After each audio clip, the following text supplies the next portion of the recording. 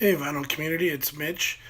Today I wanted to do an artist spotlight. I wanted to talk about one of my favorite artists for a long time. His name is Ian Moore.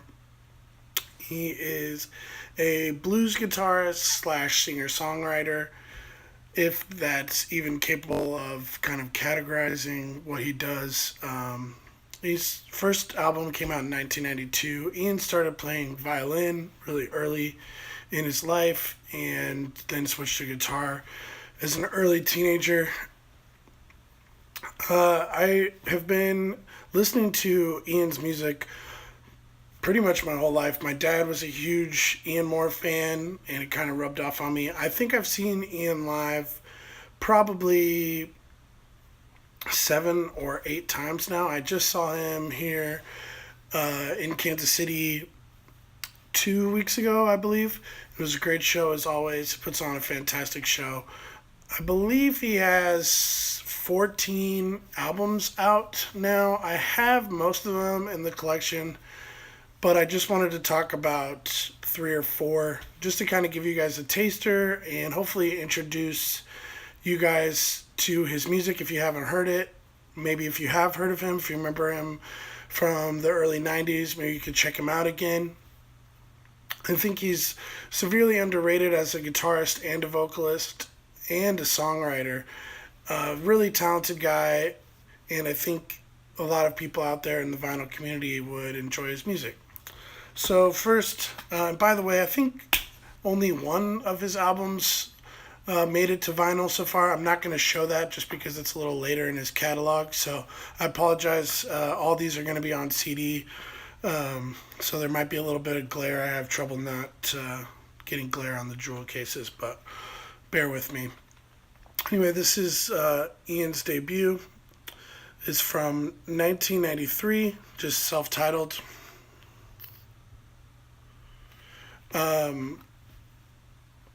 My kind of summation of this album is kind of Austin blues meets post grunge meets a little bit of southern soul. I think his biggest radio hit on here was the song Harlem, which is the 6 track. I think How Does It Feel also made it on the radio pretty well. My favorite song on here is Blue Sky, which is kind of a soulful ballad he wrote to his mom. This album is dedicated to the memory of his mom, who I believe passed just before he started recording this, if I remember right. Yeah, really great early 90s post grunge meets Texas blues. Ian's a fantastic guitarist, a great singer. In fact, if you could name a famous guitarist from the 80s and 90s, I bet you I've seen him in concert. And Ian is one of, if not my favorite guitarist to watch live. His energy comes through the guitar really well. He's really skilled, but he's not over the top. He plays with restraint and knows what he's doing really well, but he doesn't try to show off, and I really appreciate that. So this is his debut. Like I said, again, favorite song on here is going to be Blue Sky. But man, this is a solid album from beginning to end. 1994, the next year comes along. By the way, these first three are on Capricorn label. This is a live EP, live from Austin, with the Ian Moore Band. It was recorded in June of 1994. It has 7 songs on here. Ooh, 5. 5 tracks, so it's pretty short, but it doesn't mess around. My favorite moment on here is probably Blue Sky, which I mentioned from his debut album being my favorite track. He does a medley of that into a cover of the Dion song. I believe it's a Dion song, Abraham Martin and John. And man, he just kills the cover. He sings his ass off. You can feel all of the emotion in the song. This is a fantastic cover. And then the last track on here is Me and My Guitar, which showing my lack of blues knowledge. I believe that's Freddie King. He plays that really well as well. Like I said, I've seen him probably 7 or 8 times. He's one of my favorite people to go see live. And this is a fun live EP, short and sweet, but full of great music. His second studio album is Modern Day Folklore. Sorry for the glare there, guys. There's the back. Modern Day Folklore is, I don't want to say a complete left turn, that comes next, but you can kind of see he's getting tired of playing just Texas blues rock here. His biggest hit was off of this album. It's called Muddy Jesus. My favorite song, not only on this album, but in his entire catalog, is called Today. It's the third track on here. It's just a deep, soulful song, great vocals, fantastic guitar work, and it's been moving my whole life. But my dad chose it as one of the songs to play at his funeral, so now it makes me cry like a baby every time I hear it. And I looked like a blubbering fool a couple of weeks ago at his concert, I'm sure. But it's a wonderful song. Other highlights on here are going to be Society, Dandelion, Monday Afternoon. I'm going to put a few links in the description as well, so you can help you guys check out his music on YouTube. Some of these albums are on Spotify, some of them are not. Just depends on what record label they were on.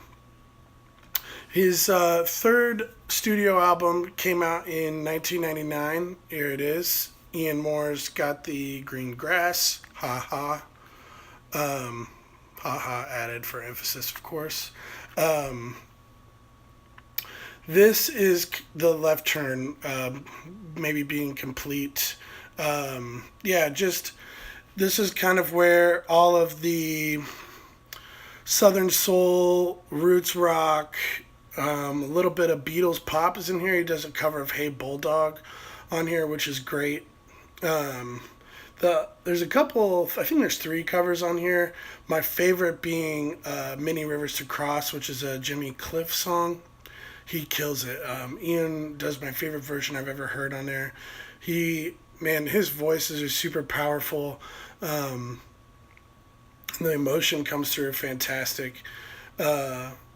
Strongest songs on here, in my opinion, Closer, Penny Royalty, and probably Paris, Texas. This is another album I'm blubbering back here because I'm trying to pick favorites, and it's just something that whenever I listen to this, it's on from beginning to end. I don't skip any tracks. I can maybe do without Border Palace, but that's one of those kind of toss-up tracks for me. I find myself listening to this one the most. It's probably my favorite in his catalog. Just so different. There's so many genres that are showing up here. There's a lot of